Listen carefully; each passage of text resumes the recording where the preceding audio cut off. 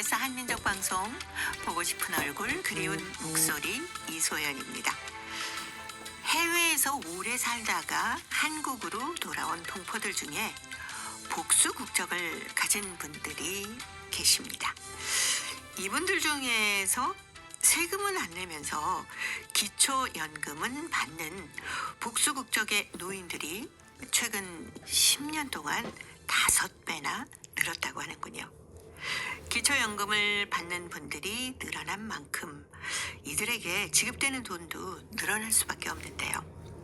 복수 국적자 상당수는 인생의 대부분을 해외에서 지내시다가 한국에서 이제 지내시면서 세금을 거의 내지 않는다고 하는데요. 그래서 이들에게 세금을 내는 일반 국민들하고 똑같이 기초연금을 주는 건 형평성에 맞지 않는다. 이런 얘기도 나오고 있습니다.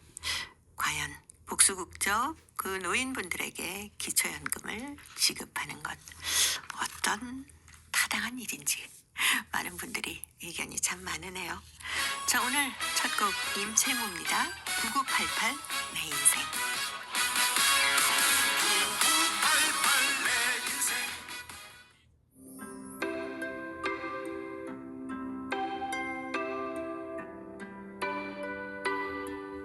동포 여러분의 편지 사연으로 함께하는 시간입니다. 행복우체통 수요일의 편지 손님 동포 세계신문의 김용필 대표입니다. 어서 오십시오.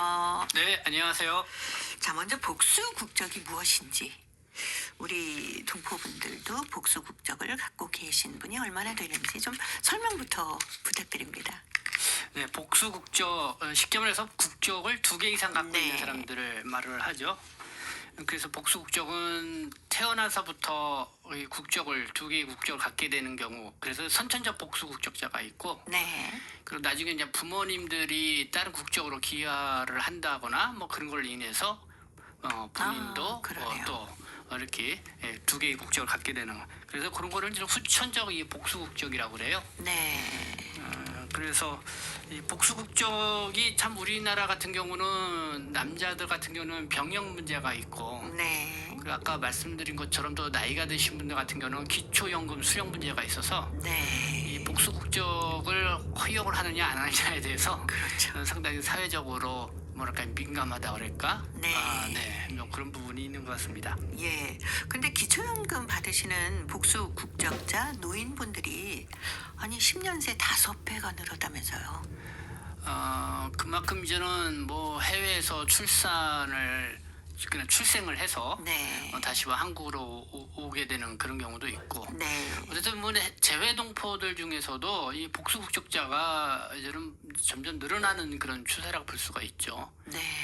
그리고 또 한국에 와서 또 이렇게 생활하시는 분들 늘어나다 보니까 아마 특히 65세, 만 65세 이상 되시는 분들이 이제는 기초 연금 수령 네. 대상자가 되잖아요. 근데 또 만 65세 이상이 되면은 재외 동포들이 다른 나라 국적으로 해서도 다시 한국에 오면은 복수 국적자가 될 수 있는 네. 그런 길이 또 시행이 되고 있거든요. 그러니까 한국에 오시는 분들 중에 만 65세 되시는 분들이 이제 늘어나고 있다. 예. 그러다 보니까 이제 기초 연금 수령자들도 그만큼 늘어날 수밖에 없는 거죠. 그런 게 이제 현실적이죠. 네. 네. 근데 복수 국적을 가지신 분들은 대부분 해외에서 오랫동안 생활하시지 네. 않습니까? 그래서 거기서 이제 세금을 내신 분들이잖아요. 그게 이제 문제가 되는 거죠. 네. 그러니까 내국인 입장에서 볼 때는 세금을 안 냈는데, 네. 그러니까 한국에 와서 이 복수 국적을 해가지고 바로 기초 노령 임금을 탄다는 거, 네. 이거 부당한 게 아니냐, 공평성이 없는 게 아니냐. 그래서 항상 이 복수 국적 문제는 이제 그런 문제 때문에 네. 항상 좀 뭐랄까요, 사회적으로 좀 민감하게 보는 측면이 있어요. 예. 그래도 저희들처럼 저런 재외동포와 관련돼서 활동하는 사람이랄까, 아니면 뭐 이주민 네네. 세대 이거를 좀 중요시 생각한다 그럴까, 아니면은 좀 앞으로 이제는 한국 사회가 뭐 저출산, 뭐 인구 감소 이런 시대니까 그냥 복수 국적을 확대를 시켜야 된다. 네. 이런 이야기들 많이 나오고 있는데 그런 측면에서는 그래서 이런 문제를 지금처럼 기초연금 수령 문제를 어떻게 현실적으로 잘 보완해 나갈 것인가 그래서 좀 논의를 해볼 필요가 있죠. 그래서 한때는 그 해외에서 180일 이상 네. 이렇게 체류하고 그러면은 그러니까 복수 국적자가 그렇게 되면은 기초수령연금을 지급을 좀 중단하는 네. 그렇게 했다가 요거를 좀 60일로 좀 단축을 시켰죠. 네네. 그러니까 좀 그렇다 보니까 좀 복수 국적자 중에서도 수령자가 해외에 있으면서도 늘어나는 그런 상황들이 좀 있는 것 같습니다. 네. 참 받으시는 분도 마음은 편치 않으실 것 같은. 네. 예. 그러니까 좀 그런 부분들을 얼마나 이제 국민적 네. 공감대 형성을 되면서 그렇죠. 좀 제도적 이제 보완을 해볼 필요가 있다 이런 네. 생각이 듭니다. 예. 자, 행복우체통 열어보겠습니다. 중국 길림성 연길시 리명자 씨 뒤늦게 알게 된 남편의 마음이라는 글인데요. 제가 먼저 소개해드립니다. 남편은 나보다 2살 위인 젊었을 땐 꽤 근사한 남자였다.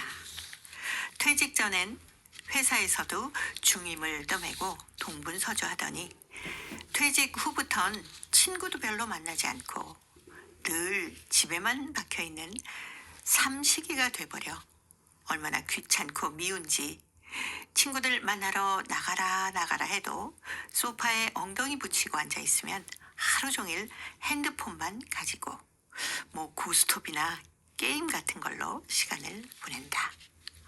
우리 둘은 같은 취미란 눈 씻고 찾아봐도 한 곳도 없는 달라도 너무 다른 두 사람이다. 그래도 용케 40년 넘게 지지고 볶으면서 살아왔다. 그날도 한 협회에 다니는 문우한테서 전화가 왔다. 신문에 나의 시조가 발표됐다면서 가져다 주겠다 한다. 문학란에 활자로 찍힌 시조 9수가 내 눈앞에 안겨들었다. 가슴이 벅차오르는 순간이고 무한한 행복을 느끼게 되는 순간이었다. 나는 남편에게 신문을 내보이며 자랑스레 말했다. 여보, 이것 좀 봐요. 오늘 신문에 제 시조가 발표됐어요. 응? 남편은 핸드폰에서 눈도 안 떼고 이 한마디 하니 끝이다. 이것 좀 한번 읽어보기라도 해봐요. 좀 이따가. 역시 머리도 안 돌리고 말한다. 나는 얼마나 서운하던지 다른 문우님들은 자기들의 글이 쓰이면 언제나 남편이 첫 독자라는데 이거라고는 참 칭찬 한마디 해주는 게 그렇게도 싫은 건가. 나는 문학 공부를 시작한 지 3년이 된 햇내기 문학 애호가다. 공부를 시작하면서 그동안 잡지나 신문에 드문드문 작품을 발표하면서 인생의 또 다른 재미와 배움의 즐거움을 느끼며 황혼을 보내고 있다. 그런데 남편이라는 사람이 어쩜 이리도 무정하고 인색한지 칭찬 한마디 해주기도 싫은 걸까. 며칠 후 가족 모임이 있었는데 남편이 나한테 술 한잔 부어주면서 친척들 앞에서 나의 자랑을 하는 것이었다. 이번 달 신문에 마누라 시조가 발표됐는데 축하한다면서 그리고 조카들 보고 농담 섞인 어조로 말했다. 자, 이제부터 너네 고모도 시인이 됐다. 항상 무뚝뚝하고 인정 없는 사람이라고 원망만 하던 내 자신이 부끄러워졌다. 남편 원래 말은 안 했지만 그동안 진심으로 내가 거둔 성과에 자랑을 느끼고 있었구나. 그리고 늦게 시작한 나의 문학 공부를 이렇게 지지해주고 속으로 대견스럽게 생각하고 있었구나. 순간 나는 콧마루가 찡해지며 그날따라 남편이 듬직해 보이면서 내 자신이 부끄러워졌다. 라는 글입니다. 아이, 좀 평소에도 좀 이렇게 시조도 좀 읽어주시고 그러시지. 쑥스러워 그런가요? 남자들은 대부분 잘 표현을 안 하더라고요. 그런 측면이 있죠. 예. 그리고 이렇게 글을 쓰시는 분들은 뭐 잘 썼든 못 썼든 간에 그 글을 읽고 네. 한마디 해주면은 참 그것처럼 또 고맙고 그럼요. 관심 가져준다고 하는 게 감사하죠. 네. 근데 어떤 남편은 글 쓰는 거에는 좀 이렇게 좀 거리가 있으신 분인 것 같긴 해요. 네. 근데도 속으로는 얼마나 자랑스러우셨으면 네. 야, 이제 너희 고모도 시인이 됐다. 이 한마디로 그냥 그동안의 섭섭함이 싹 날아가셨네요. 근데 저하고는 좀 반대인 것 같아요. 저는 아, 아무리 내가 글을 칭찬 쓰고 많이 하시죠? 아니 제가 아무리 글을 쓰고 저기서 네. 우리 집사람 보고 좀 읽어보고 좀 평 좀 해라 그러면 네. 우리 집사람은 관심 바뀌어요 또. 그런 경우도 있구나 또. 그런 경우도 있죠. 네. 예. 근데 중국 동포분들은 네. 이렇게 표현하시는데 아주 익숙할 것 같은데 안 네. 그러신가 봐요? 우리 동포분들이 오히려 남성분들도 네. 표현이 좀 적극적이다 그럴까? 우리 이제는 원어 한국인들하고 네. 이렇게 한국인은 정말 무뚝뚝해요. 맞아요. 예, 저희 맞아요, 집안 맞아요. 이렇게 형제들을 봐도 네. 더 이렇게 가족끼리 하면은 서로 이렇게 저기 뭐예요? 뭐 잘하면 잘했다 뭐 네. 이렇게 얘기가 나오는데 별로 그런 얘기가 별로 없어요. 근데 이 중국 동포들의 이렇게 형제 가정들을 이렇게 보면은 네. 정말 뭐 아주 그냥 말도 서로 서슴없이 잘하고 네. 또 뭐 어쨌든 그 뭘 누가 잘한다 그러면은 열심히 또 이렇게 격려도 해주고 네. 뭐 그런 분위기가 있더라고요. 동포들 사이에. 그러시군요. 그래서 참 많이 다르다 이런 생각에서 아니, 우리 같은 네. 민족의 적인데 왜 이렇게 분위기가 다를까 하니까 좀 한국 사회가 좀 무뚝뚝해진 사회가 돼서 그런 것 같아요. 좀. 원래 어떤 유교적인 네. 어떤 문화 때문에 네. 뭐 다른 사람 특히 아내를 이렇게 네. 막 축해주고 이러는 걸 막 팔불출 막 이렇게 표현을 하지 않았습니까? 그러니까 이 중국 동포들 같은 경우는 이 중국 사회가 네. 이게 사회주의적인 교육의 하나의 분위기인가요? 정말 서로 이렇게 춤도 어울려서 잘 추기도 하고 노래도 네. 잘 부르고 이런 게 이제는 일상화되어 있는 그런 측면이 있더라고요. 예. 네. 하긴 우리나라도 보면은 이제 조금 젊은 세대들은 자기 아내에게 네. 굉장히 칭찬도 잘하고 네. 일도 함께 해주고 네. 아이도 같이 보면서 육아도 하는 모습 보면은 네. 점점 더 좀 달라지고 있지 않나 하는 것도 그렇죠. 느껴지더라고요. 그러니까 지금 좀 젊은 세대들이라고 그럴까? 네. 우리의 아버지 세대하고는 다르게 저는 적극적으로 표현을 해야 된다. 예. 맞습니다. 어쨌든 그러다 보니까 아마 젊은 세대들은 좀 많이 뭐랄까 자기 마음을 표현하고 그러다 네. 보니까 서로 대화도 하고 네네. 뭐 가사 같은 것도 이제 같이 분담해서 하기도 하고 그렇죠. 또 서로 하는 일을 네. 또 존중하면서 네. 서로 또 이렇게 잘 또 뭐랄까요 이렇게 글을 하나 써서 하면을 읽어주고 평가도 해주고 좋죠. 그런 것 같아요. 예. 사실 말하지 않으면 그 마음으로 뭘 생각하고 있는지 잘 모릅니다. 내가 꼭 말을 해야 알아. 뭐 이렇게 얘기를 하시는데 사실 모르거든요. 그게 저희들 때까지도 그런 것 같아요. 누가 선생님은 질문 있어요? 한번 질문해봐요. 뭐 한번 발표하라 그러면 잘 못해요. 근데 요즘 이렇게 뭐랄까요? 좀 젊은 세대들인가 네. 초등학교 가면은 질문하라 그러면 너도 나도 손 들고 제가 손 들죠. 할게요 저요 하면서. 그러더라고요. 그래서 역시 이런 게 세대 차이기도 하고 많이 이런 교육 분위기가 많이 달라졌구나 그런 느낌입니다. 예. 자, 오늘 편지를 보내오신 리명자 씨 남편의 마음을 대신해서 저희가 이 노래 보내드리겠습니다. 소명입니다. 미고사. 미안해, 고마워, 사랑해.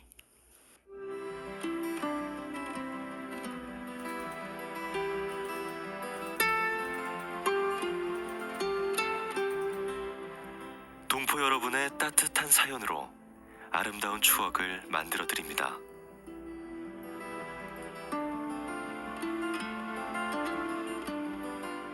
보내주신 보내실 곳은 대한민국 서울특별시 영등포구 여의공원로 13 KBS 한민족 방송 보고 싶은 얼굴 그리운 목소리 담당자 앞이고요. 인터넷 주소도 알려드립니다. KBS 홈페이지 www.kbs.co.kr에 접속하신 다음 라디오 한민족 방송 보고 싶은 얼굴 그리운 목소리를 순서대로 클릭하신 다음 청취자 참여 코너에 글을 남기시면 됩니다.